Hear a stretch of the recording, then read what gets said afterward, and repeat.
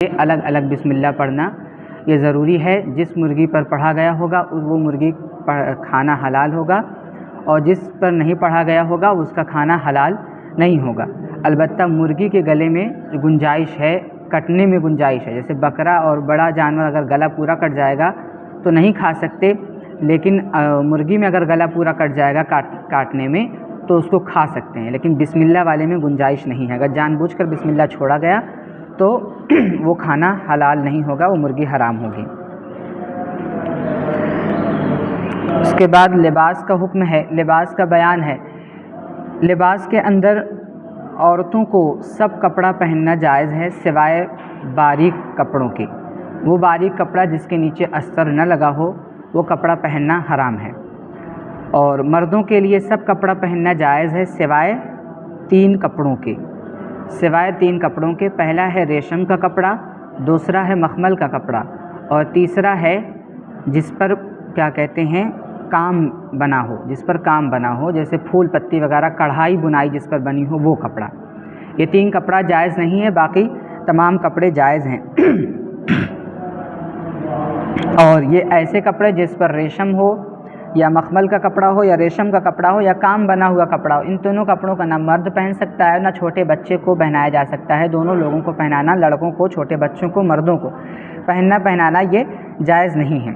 इसी तरीके से मर्द के लिए और बच्चों या लड़कों के लिए जो हुक्म मर्द का है वही हुक्म लड़कों का है, चाहे छोटा हो चाहे बड़ा। लोग कहते हैं कि अभी छोटा है चल जाएगा, नहीं, छोटा बड़ा नहीं है, बस छोटे और बड़े में फ़र्क ये है कि बड़े जो पहनेगा उसको गुनाह मिलेगा और छोटे में जिस जो पहनाएगा उसको गुनाह मिलेगा, क्योंकि वो मुकल्लफ़ नहीं है अभी शरीयत का। नाबालिग बच्चा जो है वो शरीयत का मुकल्लफ़ नहीं है, उसमें वालिदैन को गुनाह मिलेगा। अगर रेशम का कपड़ा पहना रहे हैं तो उसमें वालिदैन को गुनाह मिलेगा। तो जो चीज़ नाजायज़ है मर्दों के लिए वो बच्चों के लिए भी नाजायज़ है। और दूसरी चीज़ ये कपड़े के हवाले से है, ज़ेवर के हवाले से मर्दों के लिए हर एतबार का ज़ेवर जो है वो हराम है, किसी भी चीज़ का हो और किसी भी जगह का हो, हाथ का हो, गले का हो, कान का हो, नाक का हो, किसी भी जगह का हो या किसी भी चीज़ का हो, हर ज़ेवर जो है वो हराम है।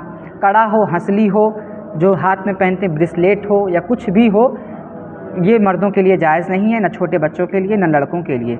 किसी भी तरीके का हो, किसी भी चीज़ का हो, पीतल का हो, गिलट का हो, रांगा का हो, सोने का हो, चांदी का हो, किसी भी चीज़ का हो, ये जायज़ नहीं है।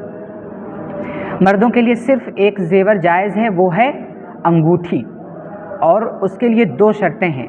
एक ज़ेवर जायज़ है वो है अंगूठी, उसके लिए 2 शर्तें हैं। वो शर्तें क्या हैं कि वो अंगूठी चांदी की होनी चाहिए और दूसरी शर्त क्या है, वज़न में 4.5 माशा से कम की होनी चाहिए, यानी बिल्कुल पतली सी बारीक सी। 4.5 माशा मैंने उस दिन बताया था कि 4 ग्राम 374 मिलीग्राम के होगा। अब 4 ग्राम की अंगूठी कितनी हल्की होगी, तो सिर्फ 4 ग्राम की अंगूठी, 4.5 ग्राम की अंगूठी, और वो भी चांदी की, ये मर्द पहन सकता है। उसके अलावा ना कड़ा पहन सकता है, ना हंसली, ना ब्रेसलेट, ना कुछ भी नहीं पहन सकता है।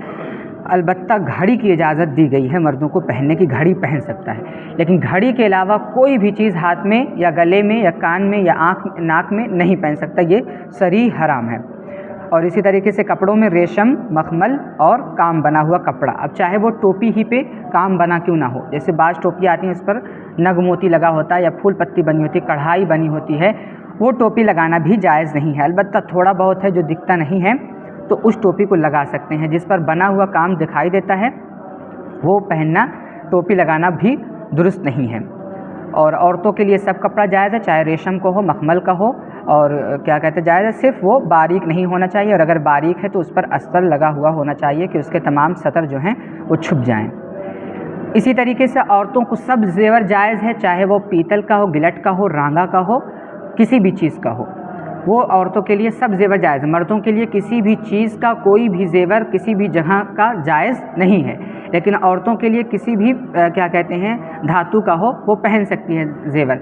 सिर्फ़ एक ज़ेवर जो है वो औरत नहीं पहन सकती, जो है बजता ज़ेवर।